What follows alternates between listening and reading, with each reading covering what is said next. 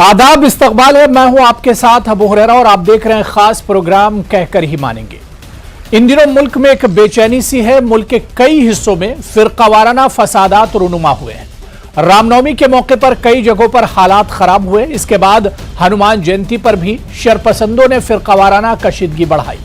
दारुल हुकूमत दिल्ली के जहांगीरपुरी में भी दो फिरकों में कशीदगी बढ़ी। सवाल यह उठता है कि मुल्क में अचानक फिरकावाराना माहौल इतना ज्यादा कैसे खराब हो गया। इससे पहले भी मुल्क की मुख्तलिफ रियासतों में मजहबी जुलूस निकलते रहे, कभी इतने ज्यादा हालात खराब नहीं हुए। आखिर ये कौन लोग हैं जो बार बार मुल्क को तोड़ने की कोशिश कर रहे हैं, जो मुल्क के भाईचारे और अमन अमान के लिए खतरा है और जो मुल्क में अमन अमान देखना पसंद नहीं करते या देखना नहीं चाहते। आखिर ये कौन लोग हैं? क्योंकि हिंदुस्तान अपने रिवायत के लिए, अपने त्योहारों के लिए, अपने कल्चर के लिए जाना जाता है, लेकिन इसी हिंदुस्तान में जब मजहबी जुलूस निकलते हैं और इस तरह के फिरकावाराना फसादात होते हैं, तशद्दुद होते हैं, तो इस पर सवाल जरूर खड़ा होता है। इसी को आज हम समझने की कोशिश करेंगे अपने इस खास प्रोग्राम में। बहुत खास मेहमान मेरे साथ जुड़े हुए हैं। बहुत जल्दी अपने मेहमानों का आपसे तारुफ करा देता हूं। मेरे साथ मौलाना खालिद रशीद फिरंगी महली साहब हैं, मारूफ इस्लामिक स्कॉलर हैं। Doctor H S. रावत साहब हिंदू धर्म गुरु हैं। ताहिरा हसन साहिबा समाजी कारकुन हैं, सोशल एक्टिविस्ट हैं। और वेदभूषण शर्मा जी रिटायर्ड एसीपी हैं दिल्ली पुलिस के। सभी मेहमानों का बहुत इस्तकबाल है न्यूज 18 उर्दू में। मैं सबसे पहले रावत साहब आपसे ही शुरुआत करना चाहूंगा। एच.एस. रावत जी, हिंदुस्तान को हम लोग हमेशा से जानते हैं कि अपने रिवायत के लिए, अपने कल्चर, अपने त्योहार, अपने फेस्टिवल के लिए जाना जाता है। और क्योंकि अवध से हम लोग आते हैं, लखनऊ के इलाके में जब हिंदू मुसलमान किसी का भी कोई जुलूस निकलता था तो हम लोग देखने के लिए बाहर निकलते थे। हिंदू भाइयों के जुलूस होते थे तो मुसलमान देखने के लिए निकलते थे, और मुसलमानों का जुलूस होता था तो हिंदू भाई अपनी छतों से और अपने घरों से उसे देखते थे। लेकिन अब तो अचानक माहौल इतना ज्यादा बदल गया है कि कोई जुलूस निकलता है और उसमें हंगामा हो जाता है और वो कम्युनल शक्ल ले लेता है। रावत साहब जी बिल्कुल अबू हुरैरा साहब, आपने बिल्कुल बात जायज की है। हमें भी याद है जब हम छोटे थे तो चाहे वो मुहर्रम का जुलूस निकलता था, चाहे कोई रामनवमी का जुलूस निकलता था, तो सभी बड़े प्यार के साथ भाग भाग करके सड़क के दोनों तरफ किनारे पर हम खड़े हो जाते थे और देखते थे और उसका वेलकम करते थे। लेकिन जैसे जैसे वोटों की राजनीति हावी होती चली गई देश के ऊपर, तो जो स्लीपर सेल है, हर पार्टी का एक स्लीपर सेल होता है जिसको बुद्धिजीवी सेल बोलते हैं। अब वो बुद्धिजीवी सेल जो होता है वो या तो ये सोचता है कि किस प्रकार से घृणा फैला करके हम वोटों को अपनी तरफ खींचा जाए। पहले जातिवाद का स्लीपर सेल था कि जो दूसरी जाति को भड़काते थे, आज भी उसी प्रकार का एक सेल काम कर रहा है। तो ये वोटों की राजनीति की वजह से अबू हुरैरा साहब, ये स्लीपर सेलों ने कहीं ना कहीं एक दूसरे के प्रति घृणा भरनी शुरू कर दी और अपनी अपनी पार्टियों को ऊपर लाने के लिए, इस पहले जातिवाद का जहर था, अब वो जातिवाद का जहर खत्म हुआ तो वो कहीं ना कहीं हिंदू मुसलमान के अंदर आ गया और जिसके कारण ये स्थिति बन गई है। और अब इससे खाई इतनी गहरी हो चुकी है, इसको पाटना इतना आसान नहीं रह गया है। अब तो वोटों की जो पार्टियां जो इस तरह से ड्रामेबाजी कर रही हैं, उनको समझना पड़ेगा कि किस प्रकार से इस खाई को पाटा जाए। अगर ये खाई नहीं पाटी गई और इसी प्रकार से ये चलता रहा, क्या अगर रामनवमी की कहीं यात्रा निकलती है तो उसमें पथराव हो, या कहीं जलूस मुहर्रम का निकलता तो उसमें पथराव हो, या कहीं इस तरह की स्थितियां होती हैं, तो निश्चित तौर पर देश का विभाजन हो जाएगा, देश टूट जाएगा और देश को बचाना बहुत जरूरी है, क्योंकि पहले हम ये जख्म देख चुके हैं। इसलिए पार्टियों के स्लीपर सेलों को, पार्टियों के बुद्धिजीवी वर्ग को और दूसरी जो जातियों के नेता हैं उनको इस बात को समझना होगा कि देश पहले, राष्ट्र पहले। अगर राष्ट्र बचेगा तो तुम्हारा धर्म बचेगा, राष्ट्र बचेगा तो तुम्हारी जातियां बचेंगी, नहीं तो कुछ भी नहीं हो सकता। इसलिए इसको खत्म होना चाहिए और हिंदू मुसलमानों को समझना चाहिए, एक दूसरे के ऊपर इस प्रकार के प्रहार और अटैक ना सिर्फ मुसलमानों को समझना होगा। रावत जी, आपका ये जो सेंटेंस है कि सिर्फ मुसलमानों को समझना होगा, क्या मतलब है? क्योंकि यहां तो हम तमाम मजहब की बात कर रहे हैं। रावत जी, यहां पर तो हम तमाम मजहब की बात कर रहे हैं।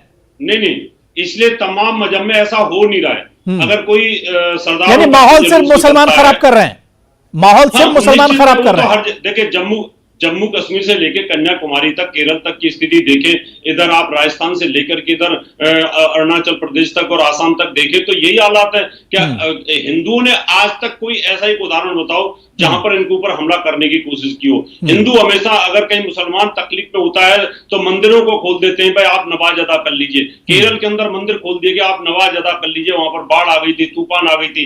लखनऊ के अंदर मंदिर खोल दिए गए थे, आप अपनी नमाज अदा कर लीजिए। रावत जी, अभी रामनवमी पर, हनुमान जयंती पर कितने मुसलमानों ने अपने हिंदू भाइयों को पानी पिलाया, जगह जगह उनका इस्तकबाल किया, उनके ऊपर फूल मालाएं चढ़ाई, तो ये सब कुछ नजर नहीं आता है क्या?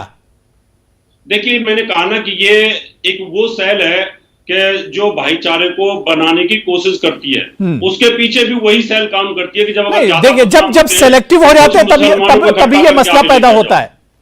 जब सेलेक्टिव हो जाते हैं तब ये मसला पैदा होता है रावत जी। नहीं, सेलेक्टिव नहीं है। देखिए, ये तो अगर आप जम्मू कश्मीर की कहानी से लेकर के देखें और आगे तक चले जाएं तो ये स्थिति रही है मुसलमानों का भय बनाना, हिंदुओं के ऊपर इस प्रकार का प्रहार करना, चाहे वो भागलपुर का कांड हो, चाहे वो बंगाल का कांड हो, चाहे जम्मू कश्मीर का कांड हो, चाहे करौली का कांड हो, तो कहीं पर भी इस तरह की स्थितियां होती रही हैं। तो मैं तो दोनों को ही कहना चाहता हूं, क्रिया की प्रतिक्रिया में भी हिंदुओं को संभलना चाहिए और मुसलमानों को इस बात को सोचना चाहिए, भाईचारा ही सबसे बड़ा ये बात हुई रावत जी, ये सेंटेंस आपका अच्छा लगा कि हिंदू भाइयों को भी सोचना चाहिए, मुसलमानों को, क्योंकि जो कसूरवार हैं, जो मुजरिम हैं, उनका कोई धर्म नहीं होता है। जो शरपसंदी फैला रहे हैं, शरपसंद है, उनका कोई धर्म नहीं हो सकता है। जो मुल्क को तोड़ना चाह रहे हैं, जो भाईचारे को तोड़ना चाह रहे हैं, जो अमन अमान में खलल डालना चाहते हैं, उनका कोई धर्म नहीं हो सकता है। मैं मौलाना खालिद रशीद फरंगी महली साहब आपके पास आना चाहूंगा। मौलाना, जिस तरह से डॉक्टर रावत साहब कह रहे थे कि वोटों की सियासत है, क्या आपको लग रहा है कि वाकई में हमारी सियासत का जो बदला रुख है उसका यह नतीजा है, या इसमें और भी कुछ चीजें आप देखते हैं? देखिए, यकीनी तौर पर जब भी कहीं पर भी कोई भी कशीदगी होती है तो कौमों के दरमियान उसमें कहीं ना कहीं सियासती कार फरमा होती है और पॉलिटिकल पार्टीज ही कहीं ना कहीं एक दूसरे को हवा देते हैं। लेकिन आपके इस चैनल के जरिए से मैं तमाम शहरियों को से यही अपील करूंगा कि एक गवर्नमेंट आती है, दूसरी गवर्नमेंट जाती है। आज एक पार्टी की हुकूमत है, कल दूसरी पार्टी की हुकूमत होती है। लोग आते हैं जाते हैं, लेकिन हमें ये समझना होगा कि हम लोग जो एक महल्ले में रहते हैं तो अड़ोस पड़ोस में जितने भी लोग हैं, हम लोग को हमेशा एक साथ ही रहना है। लिहाजा किसी थर्ड पर्सन की वजह से हम लोग अपने ताल्लुकात क्यों खराब करते हैं, अपनी जान को क्यों दांव पे लगाते हैं।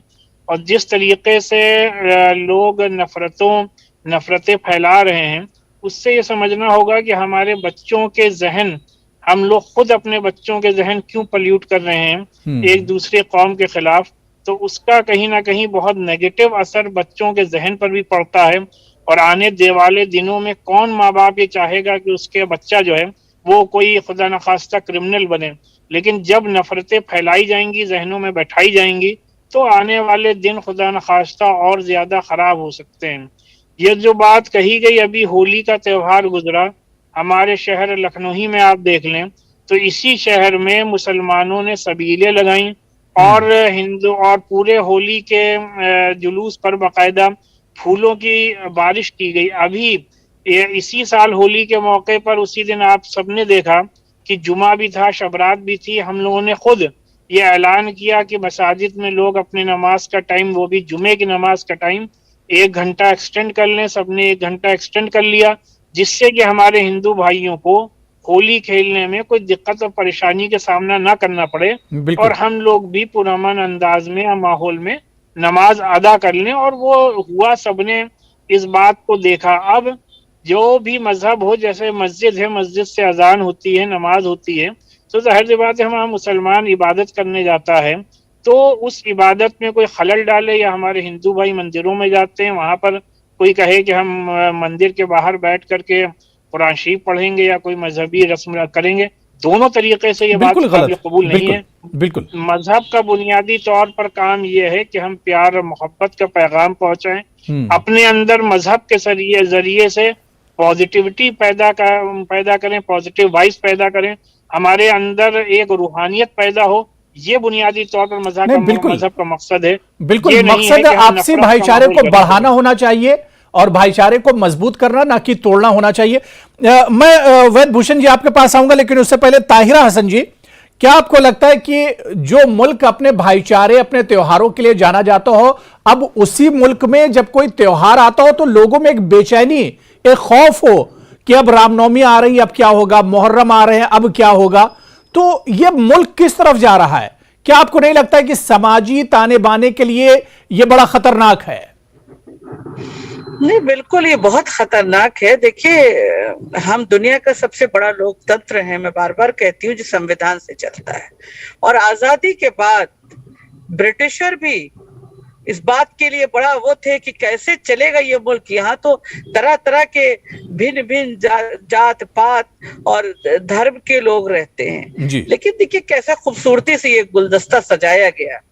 उस संविधान में बाबा साहब भीमराव अंबेडकर ने सारी चीजों को ध्यान में रखते हुए हमारा जो कॉन्स्टिट्यूशन बनाया। मुझे लगता है कॉन्स्टिट्यूशन सबसे ऊपर है। और धर्म की बात है, धर्म तो सारे धर्म इंसानियत सिखाते हैं।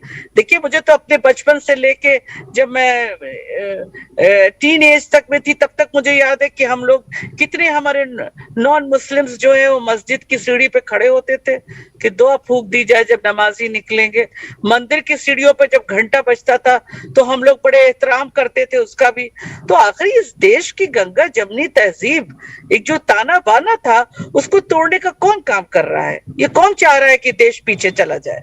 उसके खिलाफ क्यों नहीं एक्शन होता है? मेरा ये सवाल है। बात हो रही है कि फलाना समझे फलाना समझे, हिंदू मुस्लिम की बात न कीजिए, कौन क्या समझे।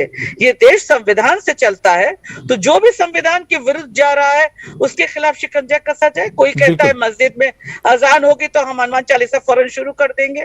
कोई साहिबा कहती है कि हम तो मंदिर के बाहर खड़े होके बैठ के वो कुरान पढ़ेंगे। अरे भाई, उनसे पूछिए कि किसने आपसे कहा ये सब फैलाने के लिए? उसके पीछे कौन लोग हैं पता करिए। कहा जाता है ना कि जब कोई चीज शुरुआत होती है उसको वहीं पे खत्म करिए। कानून हमारे पास है, जो इस तरह की स्पीचेस दी जाती है कम्युनल, इंसाइटफुल, उनके खिलाफ कानून 153A 255 है हमारे पास, आईपीसी की धाराएं हैं, मजबूत कानून है, उन सबको लगाइए। और ये बात मैं इसके बिल्कुल खिलाफ हूं कि हिंदू संभल के रहे, मुस्लिम संभल के रहे। हिंदू मुसलमान कुछ नहीं, इस देश कॉन्स्टिट्यूशन से चलता है। भारतवासी, हम सब भारतवासी हैं, हम सबको कानून का सम्मान करना है। Nobody is above constitution. तो जो भी कॉन्स्टिट्यूशन को वॉयलेट कर रहा है, रावत साहब, मैं आपसे कहना चाहती हूँ कि जो कॉन्स्टिट्यूशन को वॉयलेट कर रहा है उसके खिलाफ एक्शन होना चाहिए। हिंदू मुस्लिम हम बाद में हैं, पहले हम इंसान हैं और भारतवासी हैं। बहुत अच्छी बात आपने कही, बिल्कुल। और इसी चीज को समझना होगा कि हम इंसान पहले, हम हिंदुस्तानी पहले हैं, हिंदू मुसलमान बाद में है, ताकि जो आपसी रिश्ता है, जो आपसी भाईचारा है, वो और मजबूत होता रहे। मैं वेद भूषण शर्मा जी आपके पास आना चाहूंगा। सर, इस तरह के वायलेशन पहले सुनने में नहीं आते थे कि किसी मजहब का कोई त्योहार है, कोई जुलूस निकल रहा है तो उसमें इस तरह के दंगे और तशद्दुद होते हो, कम्युनल वायलेंस होते हो। और अभी सर दिल्ली में आप देख लीजिए कि एडमिनिस्ट्रेशन और इंटेलिजेंस की कितनी बड़ी कमी की इतना बड़ा जुलूस निकलता है और बाद में पता चलता है कि इसकी तो परमिशन ही नहीं ली गई थी। के खिलाफ अकाउंटेबिलिटी फिक्स होनी चाहिए ना। बिल्कुल। वो कौन लोग हैं? सभी की बात ध्यान से सुन रहा था। मेरा एक रिक्वेस्ट है आपसे, आप तमाम जितने भी दंगे, चाहे करौली, चाहे मध्य प्रदेश में 12 जगह पर दंगे हुए पूरे देश में जी। रामनवमी, हनुमान जयंती के दिन दिल्ली के अंदर एक बहुत बड़ा दंगा हुआ, जिस वजह से हम आज डिबेट पर बैठे हैं। जितने भी हम पैनलिस्ट बैठे हैं, चाहे मैडम बैठी हैं, चाहे मौलाना साहब बैठे हैं, चाहे रावत जी बैठे हैं, हमारे आपके बच्चे इस तरह के जुलूस में, इस तरह की चीजों में क्यों अरेस्ट नहीं होते, क्यों शिरकत नहीं करते? समझने की बात है। जो इसमें अरेस्ट हुए हैं, 8 हिंदू अरेस्ट हुए हैं और टोटल 25 आदमी अरेस्ट हुए, बाकी मुस्लिम्स हैं। वो किस बिरादरी से आते हैं, किस लेवल से आते हैं, उनकी शिक्षा का क्या स्टैंडर्ड है, किस तरह से उनको एल्योर किया जाता है, उनको अपनी तरफ खींचा जाता है। सबसे इंपॉर्टेंट बात यह है, क्योंकि इस देश में कई राजनीतिक पार्टी अपने अपने इंटरेस्ट में काम कर रही हैं। मैं राजनीतिक आदमी नहीं हूं, ना राजनीति में जाना चाहता। तो इनको समझने की जरूरत है कि क्यों ये इन तरह के लोगों को इन चीजों में घसीटा जाता है। मैं घसीटा वर्ड बोल रहा हूँ, ये आप खुद से नहीं आते हैं अपने आप से, ये रोजी रोटी कमाने वाले आदमी हैं। जहांगीरपुरी 25 गज के मकानों के अंदर गरीब लोग रहते हैं, वहां कोई एफ्लुएंशियल तबका नहीं रहता है। दिल्ली में, इसी दिल्ली के अंदर हनुमान जयंती कुछ साउथ दिल्ली के इलाके में निकली, जहां मस्जिदों से फूल फेंके गए, उनको पानी पिलाया गया, उनको वेलकम किया गया।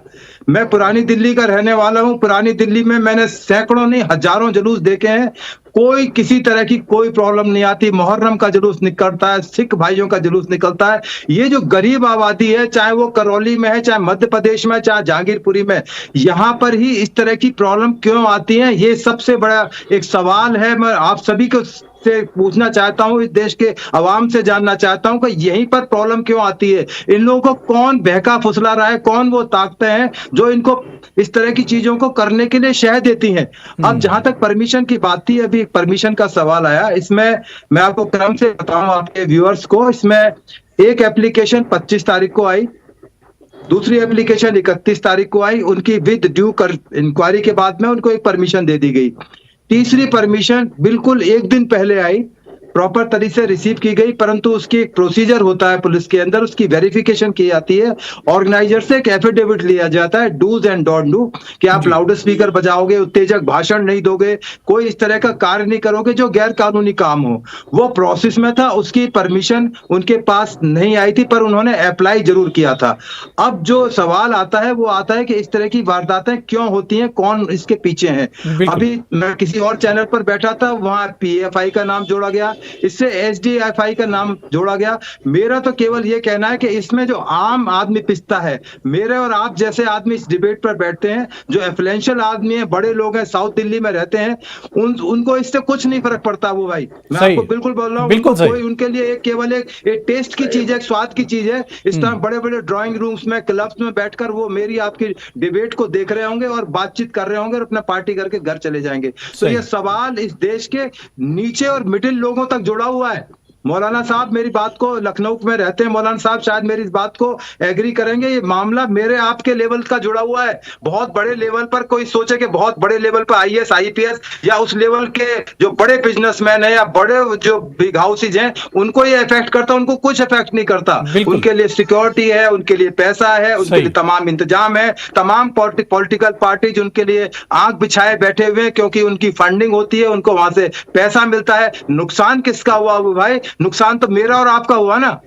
तो यही तो समझना है। लोग इस चीज को समझना नहीं चाहते और समझते हुए भी जानबूझकर अनजान बन जाते हैं। तभी इस तरह की प्रॉब्लम्स आती हैं कि हम चीजों को सही ढंग से रैशनलाइज नहीं कर पाते, उनको समझा नहीं पाते। अब उसमें क्रिमिनल बैकग्राउंड के लोग भी कूद पड़ते हैं। जैसे अभी जो मेन इसमें अरेस्ट हुए हैं, उनकी क्रिमिनल बैकग्राउंड है। वो क्यों कूदे इसके अंदर? क्योंकि उनको मौका मिला कि वो भी अपनी एक राजनीति कर लें, या छोटे लेवल पर, जहांगीरपुरी लेवल के ब्लॉक लेवल पे वो भी अपनी नेतागिरी थोड़ी बहुत चमका लें। तो ये तमाम चीजें हैं, की चीज है। बिल्कुल इसे समझना होगा। बड़ी अच्छी बात वेद भूषण शर्मा जी आपने कही कि इसमें असल में नुकसान किसका होता है। जो गरीब, जो पढ़े लिखे, या जो बिल्कुल समाज से टूटा हुआ जो तबका होता है, उसी का सबसे ज्यादा एक तरह से नुकसान होता है। और बड़ी अच्छी बातें आपने रखी है। मैं डॉक्टर HS रावत साहब आपके पास आना चाहूंगा। रावत साहब, अचानक मुल्क में इस तरह के कम्युनल वायलेंस में बढ़ोतरी हुई। अब सवाल ये उठता है कि हम सभी यहां पर गौर व फिक्र करने के लिए बैठे हैं कि किस तरह से इस बिदत से नजात मिलेगी। ये जो एक माहौल बन गया है, इसे बदला कैसे जाए? फिर से वही हिंदुस्तान, वही जिसमें हिंदू मुसलमान सब आपसी भाईचारा जो देखने को मिलता था, वही माहौल कैसे पैदा होगा? रावत साहब। अबू राणा साहब, आप बड़े विद्वान और बड़े तार्किक आप पत्रकार हैं, बहुत अच्छे एंकर हैं, और आपको पता है आज की डेट में बहुत कम है ये जो उपद्रव टाइप है ना, ये होते थोड़े हैं, दिखाए ज्यादा जाते हैं। क्योंकि मीडिया आज की डेट में, सोशल मीडिया हमारे पास जो आ गया है ना, उसकी एक देन है। नहीं तो अगर ये कम्युनल वायलेंस अगर पीछे देखा जाए, तो जहां हिंदुस्तान की आबादी 35 करोड़ थी, तो लाखों लोग मर रहे थे उस टाइम पर, बहुत बुरा हाल था। देश आजादी के टाइम पे बहुत बुरा हाल था। इतनी पॉपुलेशन बढ़ने के बावजूद भी ये वायलेंस नामात्र है। लेकिन सोशल मीडिया इतना एक्टिव हुआ, उससे ऐसे लगता है कि जैसे हिंदुस्तान मेरा सवाल ये रावत साहब, जो आप ये कह रहे हैं कि अब वायलेंस नाम के बराबर है, तो आखिर ये नाम के बराबर क्यों है? ये तो खतरा ही है ना हिंदुस्तान के लिए। ये खतरा है हिंदू और मुसलमान के लिए, ये आपसी जो भाईचारा है उसके लिए खतरा है।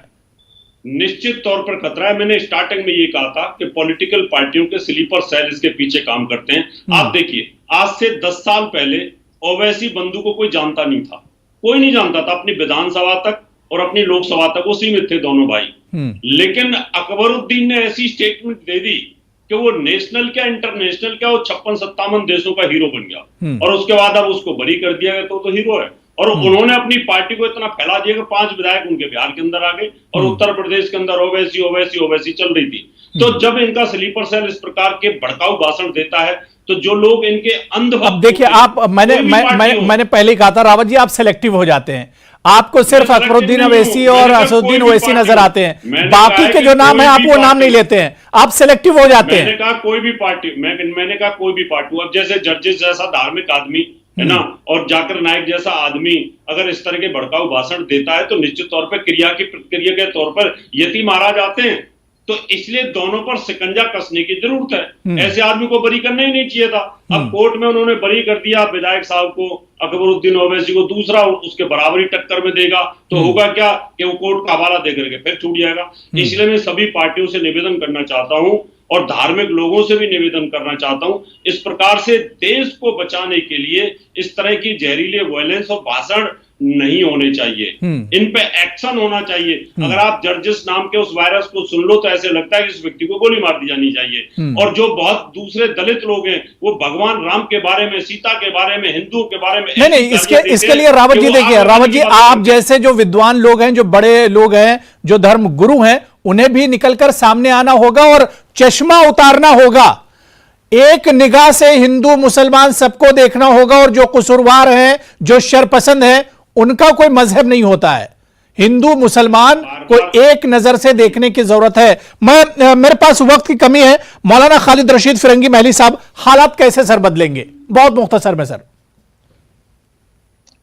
हालात तभी बदल सकते हैं जब हम और आप, जो कोई भी रहता है, वो अपने मोहल्ले में सिर्फ अपने मोहल्ले वालों से और उनके मजहब से अकीदत और मोहब्बत का मामला करें और तमाम मज़ाहिब की इज्जत और एहतराम किया जाए और बाहर वालों की ना सुनी जाए। और लोग ये समझ जाएं कि जब भी कहीं इलेक्शन होने वाला होता है, अब तो ये है कि लोकल इलेक्शन से पहले भी इस टाइप का माहौल बर्पा किया जाता है। बिल्कुल। तो लिहाजा हम लोग खुद इसके शिकार ना हो, दूसरे फायदा उठा के चले जाते हैं, जिंदगियां गरीब आदमी की बर्बाद होती है। और जो त्योहार, बिल्कुल, यानी बहुत होशियार रहने की जरूरत है। ताहिरा हसन जी, कैसे माहौल बदला जाएगा? अभी बहुत देर नहीं हुई है। बिल्कुल, देखिए अभी कहा था हमारे आईपीएस ऑफिसर थे को, आप मैं देख नहीं पा रही हूँ क्योंकि बाहर से कर रही हूँ। वेदभूषण जी हैं। जी वेदभूषण जी ने जो कहा था बिल्कुल ये फैक्ट है कि आप देखिए जो बड़े बड़े नेता हैं उनके बच्चे तो बाहर के मुल्कों में पढ़ रहे हैं और यहाँ पे बड़े एक्सपेंसिव स्कूल्स में पढ़ते हैं। ये गरीब बच्चे जिनके पास ना एजुकेशन ढंग से है ना कुछ है, उनको जाके भड़काया जाता है।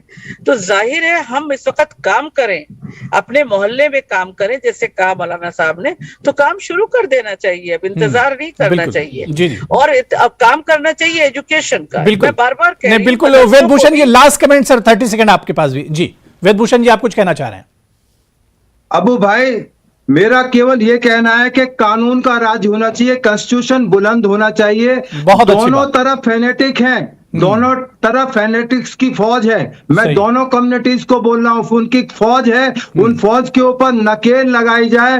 कानून में इतने अधिकार है कि उन पर नकेल लगाई जा सकती है। सरकारों को जरूरत है इंटरवीन करें और इस तरह के जो भी फेनेटिक लोग हैं, किसी भी तरफ है, यदि देश के खिलाफ, किसी धर्म के खिलाफ, किसी जाति बिरादरी के खिलाफ, यदि कोई स्टेट, बिल्कुल कानून की बालादस्ती होना चाहिए। मुल्क का जो दस्तूर और आईन है उसी पर चलने की इजाजत होनी चाहिए और जो शरपसंद है उनकी पहचान होनी चाहिए। धर्म मजहब से ऊपर उठकर जो कसूरवार हैं उन्हें सख्त से सख्त सजा मिलनी चाहिए। अभी बहुत देर नहीं हुई है, अभी हम और आप सब मिलकर समाज को सुधार सकते हैं और जो माहौल जो फिरकावाराना पैदा हुआ है इसे एक बार फिर से हम पटरी पर ला सकते हैं। बहुत बहुत शुक्रिया, बड़ी अच्छी बातचीत हुई। वेदभूषण शर्मा जी, ताहिरा हसन जी, डॉक्टर एच एस रावत साहब और मौलाना खालिद रशीद फिरंगी महली साहब, सभी का बहुत बहुत शुक्रिया डिबेट में जुड़ने के लिए। आदाब।